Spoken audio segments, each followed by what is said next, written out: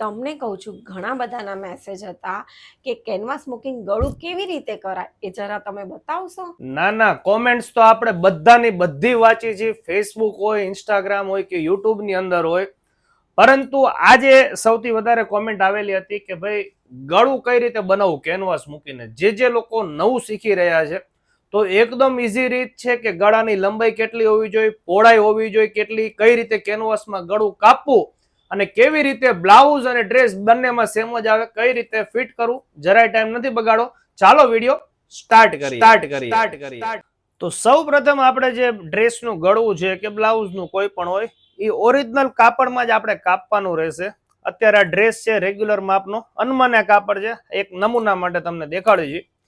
Regular માપ છે એટલે ગળાની પહોળાઈ 5.5 થી વધારે ન જોઈ. જો પાછળથી રેગ્યુલર ગળું પહેરતા હોય તો 5.5 એટલે 2 પડની અંદર આપણે 3.25 નિશાન કરવાનું રહેશે. આ 3.25 નિશાન થઈ ગયો.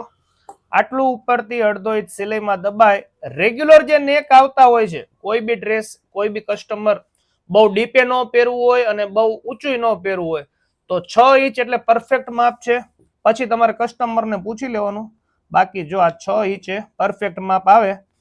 હવે તમારે શું કરવાનું, દાખલા તરીકે પાન ગળું કાપવાનું છે તો તમને કદાચ ન ફાવતું હોય પેલા નિશાન કરી લેવાનું. જો આવી રીતના આપણે આની અંદર પાન ગળું કાપી છીએ. અને જો ગોળ કાપતા હોય તો ગોળ, કોઈ બી શેપ કાપતા હોય તમારે પેલા છે ને નિશાન કરી લેવાનું, જ્યાં સુધી પાકું ન આવડી જાય ત્યાં સુધી. હવે શું કરવાનું છે, આ જે નિશાન કર્યા છે અહીંયાથી આપણે પાન ગળું કાપી લેશું. આ આપણું ગળું રેડી છે, તમને દેખાડતો. આ જોઈ શકો છો કે પાન ગળું આપણું કટિંગ થઈ ગયું છે. હવે શું કરવાનું છે, હવે આ જ ગળું કેનવાસમાં કાપવાનું છે. પણ કેનવાસમાં કાપતી વખતે કઈ બાબતનું ધ્યાન રાખવું તે તમને શીખડાઈ દઈએ. સૌપ્રથમ આપણે કેનવાસ લઈ લઈએ. કેનવાસને ડબલ પડ કરી નાખશું.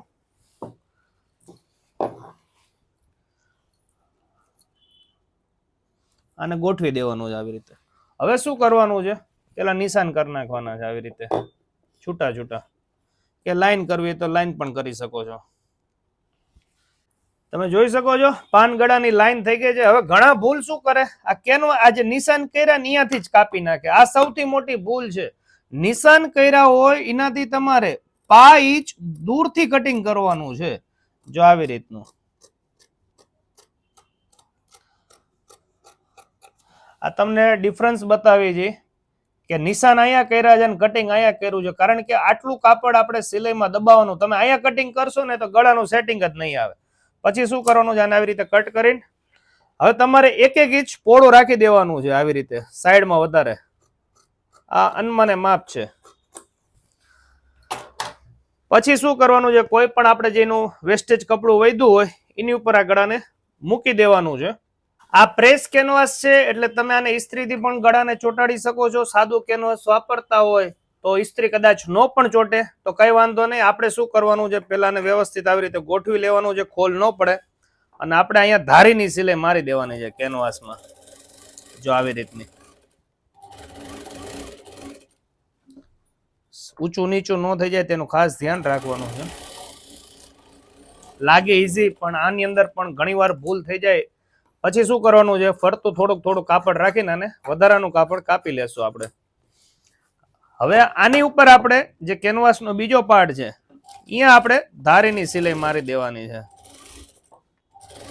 જેથી અંદરના પાર્ટની અંદર કાચું ન રહે ફિનિશિંગમાં.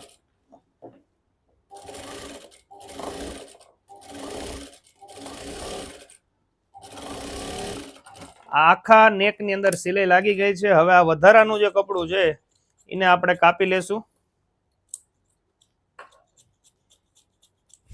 હવે શું કરવાનું છે, આ કપડાની પાસે 5 ઇંચ વધારાનું કાપડ રાખીને આપણે કાપી લેશું આખું નેક.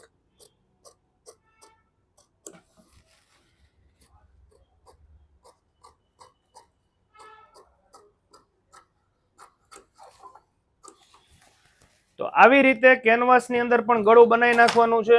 હવે આપણે ટોપનું કાપડ લઈ લઈએ જેમાં નેક કાપેલું છે. તો આ પાર્ટ સીધો રાખવાનો છે.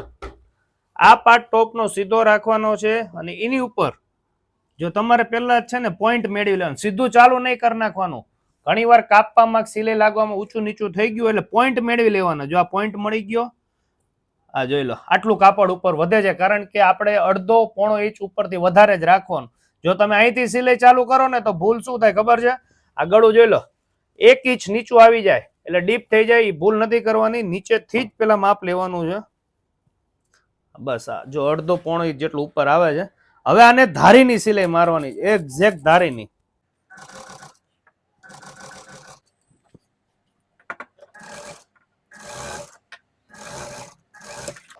આપણે સિલાઈ લાગી ગઈ છે. હવે અહીંયા પોઈન્ટે આપણે ચેકો મારવાનો છે, પણ મૂળ સુધી નથી મારવાનો. સિલાઈ હોય એનાથી થોડુંક આગળ આપણે ચેકો મારી દેવાનો છે. પ્લસ જ્યાં જ્યાં રાઉન્ડ આવતા હોય ત્યાં ત્યાં આપણે આવી રીતે ચેકા મારી દેવાના છે, જેથી ગળું પકડાય નહીં.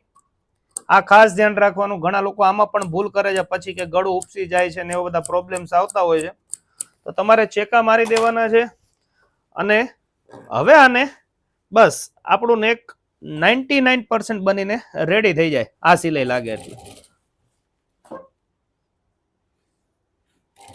આને ધારીની સિલાઈ મારવાની છે અને એક જ સિલાઈ મારવાની છે.